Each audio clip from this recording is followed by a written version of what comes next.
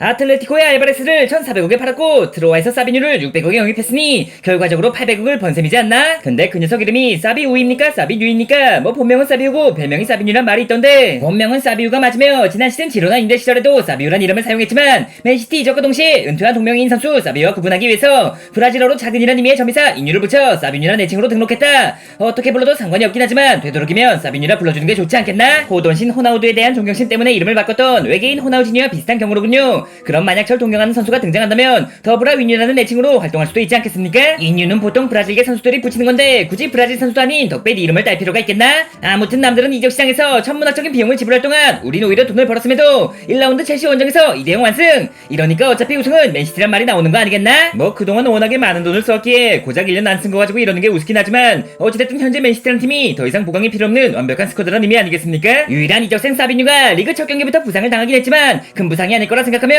전반전에서 보여준 활약만 놓고 봐도 그야말로 개꿀 영입이지 않던가? 확실히 드리블 하나만큼은 재능 그 이상으로 보였습니다. 절반밖에 뛰지 않았음에도 양팀 최다 드리블 성공. 유로 우승 스페인의 핵심 자원이었던 쿠쿠렐라를 농락하는 패스와 드리블은 마치 전성기의 마레즈 선배를 연상케 하던걸요. 녀석이라면 분명히 마레즈 이상으로 자라날 수 있을 거다. 최전방인 홀란드, 메짤라인 덕배와 실바, 좌도쿠 우비뉴의 날카로운 측면, 거기다가 2선 모드를 소화할 수 있는 맨시티의 자기 에이스 보든까지 공격적인 변형 3백을 넘어 5명의 공격 자원을 투입해 한 마리의 새처럼 공격을 전개하는 모습은 마치 이순신 장군님의 하기진을 방불케 하며 그러한 전술을 구사하는 나 페박이야말로 축구계의 충공이라 할 수 있지 않겠나? 어째서인지 저만 쏙 빼놓고 말씀하시는 게 살짝 불편하긴 하지만 결국 제가 필요한 순간은 반드시 올 테고 교체 자원이 될지언정 팀에 남아 우승컵을 쓸어 담는 게 현명한 선택이라 보이는데 설마하니 도쿠와 사비뉴로 모자라 또 다른 윙어를 데려올 생각은 아니시겠죠? 마음 같아선 한두 명 더 영입할까도 싶었지만 간만에 재정적 페어플레이도 준수할 겸 돈을 쓰기보단 벌어볼 필요도 있겠지. 뭐 덕배까지 사우디에 팔았다면 천문학적인 수익을 거둘 수도 있었지만 그렇다고 FFP 청문회가 취소되는 것도 아닌데 팀의 상징과도 같은 선수를 고작 돈 때문에 보낼 수 있겠나? 절 사우디로 보내실 마음이 있었다고 할지언정 제가 시티를 떠날 마음이 없지 말입니다. 아무튼 듣기로 균도한 선배가 1년간의 바르셀로나 생활을 청산하고 맨시티에 돌아올 가능성이 높다고 하던데 이게 사실이라면 그야말로 천군만마를 얻은 셈이지 않습니까?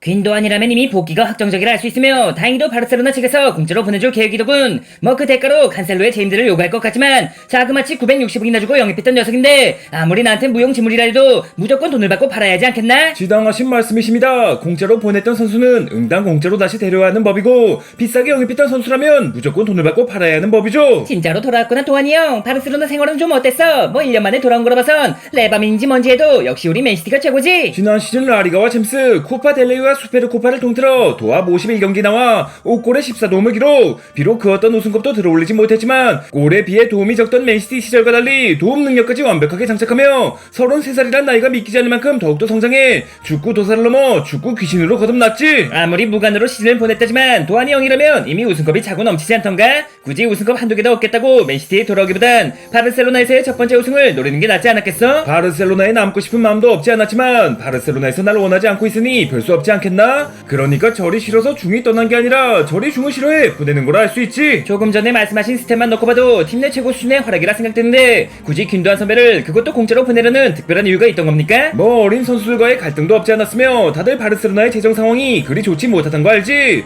그럼에도 유로 우승의 주역 다니 올모를 영입했고 셀러리 캡을 해결하고자 고주급자인 날 보내기로 결정한 거지. 우리야 균도한 선배가 복귀한다면 개꿀도 이런 개꿀이 없는 입장이지만 10년 전에 자리를 못 잡고 떠난 선수를 영입하고자 지난 시즌 최고의 선수를 할 수 있던 균도한 선배를 내보내는 건 너무 섣부른 판단이지 않겠습니까? 섣부른 판단이 될지 신의 한 수가 될지는 앞으로 바르셀로나가 알아서 할 일이고 이제부터는 맨시티에 집중해야겠지. 나 한 명 빠졌다고 FA컵도 챔스도 놓쳐버리고 꼴랑 리그 우승만 챙겼다고 들었는데 유럽 최강 맨시티 치고는 너무 소박한 거 아닌가? 트래블 시즌의 주장이자 맨시티의 퀸카라 불리던 나 일카의 균도안이 돌아왔으니 이제 다시 트래블을 넘어 쿼드러플에 도전해보자고.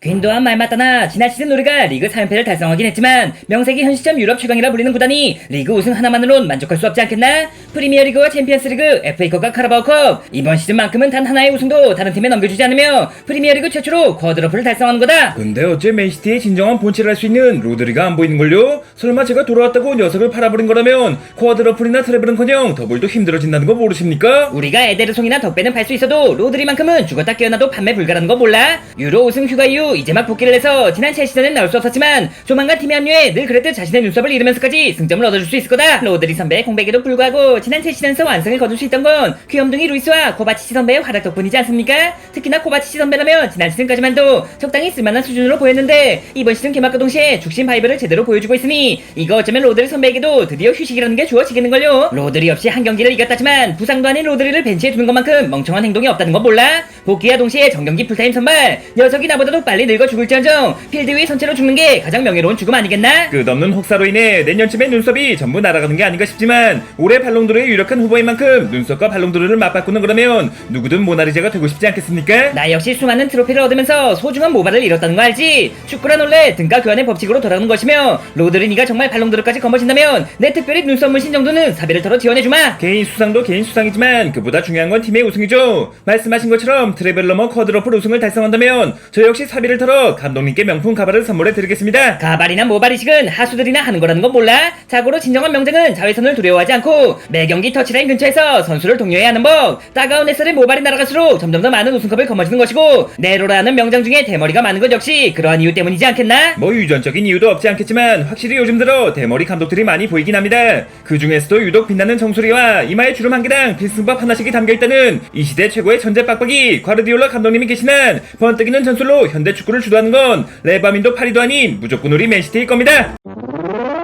당연한 얘기를 뭐 그렇게 거창하게 하고 있어. 많은 사람들이 패박이는 선수발에 명장벽까지 걸려있다 말들 하지만 바르셀로나와 미넨 그리고 맨시티까지 세 팀 모두를 3대 리그 정점에 올려놓은 건 나의 번뜩이는 전술 덕분이었다는 거 알지? 그 팀을 데리고 우승을 못하는 게 더 어려울 거란 얘기도 있지만 최고의 팀에 걸맞은 최고의 감독이라는 건 누구도 부정할 수 없지 않겠습니까? 내 밑에서 코치를 하며 전술을 배우던 아르테타부터 마레스카까지 각각 프리미어리그 빅6 중 한 팀을 맡아 감독을 하고 있는 만큼 나 패박이야말로 현대축구의 교과서이자 빌드업 전술의 아버지, 나아가 명장의 기준을 제시하는 현 시점 최고의 감독이란 말이지. 전술도 전술이지만 육성에도 일가견이 있지 않으십니까?